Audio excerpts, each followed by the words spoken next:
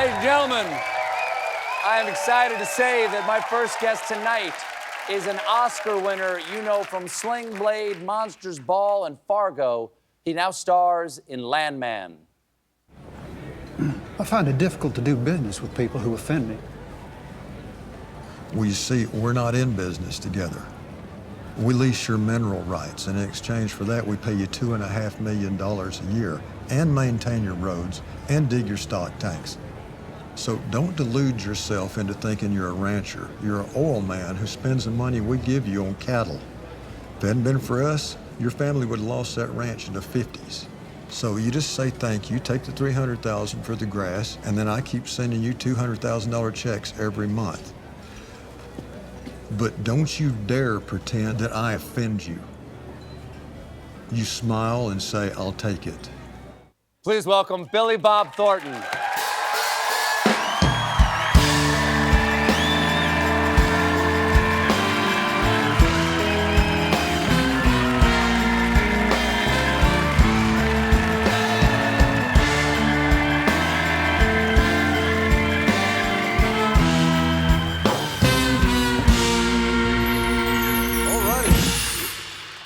Thanks so much for being here. Well, I'm happy to be here. I gotta say, when I went backstage, I told you this this afternoon when I was talking about, we're going through like what am I talking to you about. I said, oh, I'm excited about this. I always love talking to him.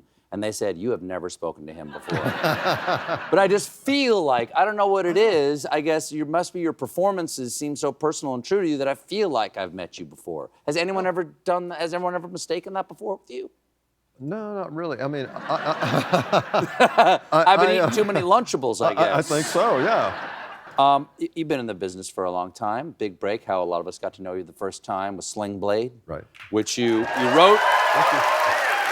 What's fun about this is that you wrote, you starred in it, and you directed. Yes. Okay, that's a lot to bite off at once. Right. Was the plan always to write for yourself? Well, I mean, not really. I grew up in the music business, and I came to California in 1980 just to play music, and then I got some, ended up getting some little part on Matlock or something, and, it's like 3 lines, hey, mister, you forgot your hat, or something like that. Pretty exciting stuff. It was great. Yeah.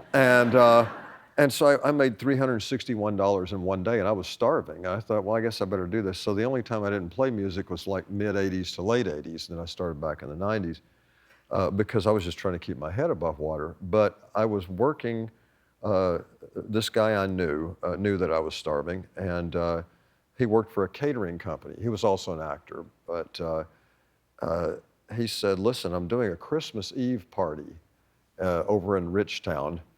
And since it's Christmas Eve, normally it's $150 you make. Tonight it's $300. Would you like to go be a waiter tonight and make $300? And I said, I don't know how to be a waiter. I worked at Shakey's Pizza, but it's not really, And not many rich people came in there. But one way or the other, he said, you bleep stuff, right? Yeah. Okay. Already tonight several times. I actually heard you back there, yeah.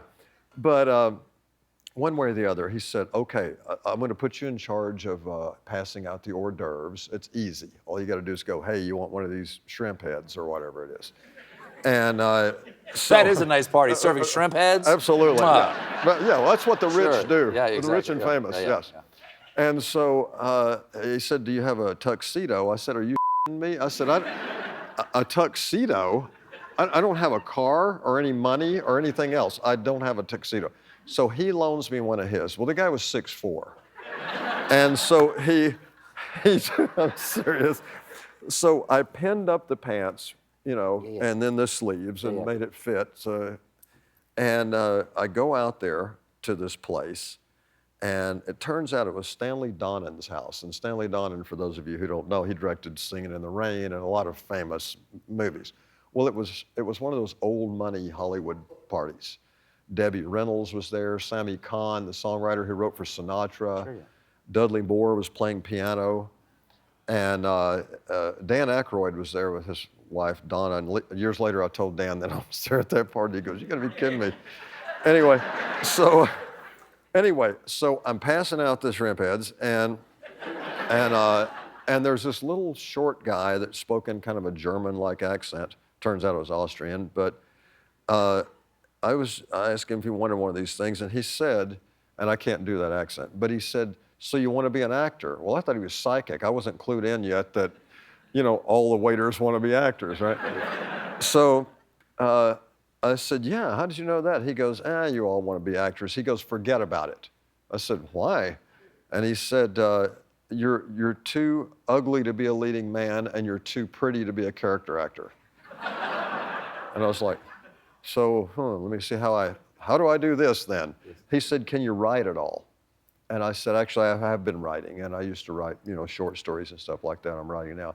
He said, "That's what you do." He said, "You write your own stories, create your own characters, make your own way, because otherwise you're standing on the sidewalk with everybody else." And he said, that's how you get noticed. And sure enough, I co-wrote this movie called One False Move with Tom Epperson. And 4 or 5 years later, I did Sling Blade, and that's how it all happened. Yeah. Now, It was Billy Wilder. that's what I was going to ask you. Yeah. Who was that? It was Billy Wilder. Yeah. And what happened, You did not know that at the time? well, I mean, I knew who Billy Wilder was, but I didn't know what he looked like. So I go back to get a refill on my tray there, and the bartender said, "What did Billy Wilder say to you?" I said, "Billy Wilder?" He goes, "Yeah, that little guy you're talking to over there, that's Billy Wilder." Wow. Yeah. Have you done that for other people? Do you think people have, had their lives changed by advice you've given them? Yeah, but not in a good way. You've worked. You've worked with some legends. One of them is just one of my favorite actors in the world, who I had the good luck of spending a day with a couple years ago. Robert Duvall, right Oh, yeah. there. You Right. ended up becoming friends with him. He became a mentor to you. Tell me about the first time you guys met. Well, we had the same agent at the William Morris Agency. And so anyway, he had just met me through the agent and stuff, and we'd had dinner and stuff like that. And I was, in awe of him, and he became, like you said, my mentor. And the first time I actually was in a movie with him was in this movie called The Stars Fell on Henrietta. And I was about the 5th lead in it or something like that. Aidan Quinn was in the movie. And so there's a scene where Duvall has his cat who's dying, and we play actually oil guys, but in the 1930s. We just worked on the oil things. And so Aidan Quinn and I are supposed to come into this little shed, and Duvall has this monologue to his cat.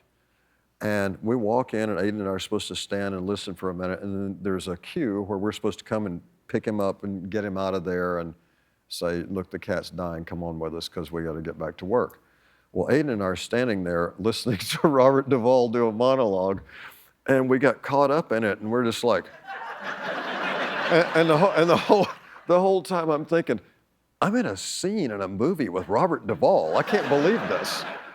And so the director cuts, and he goes, "Guys, where are you? You're supposed to go over there, We stood there for like 5 minutes, and Duvall just had to start, making stuff up. And so,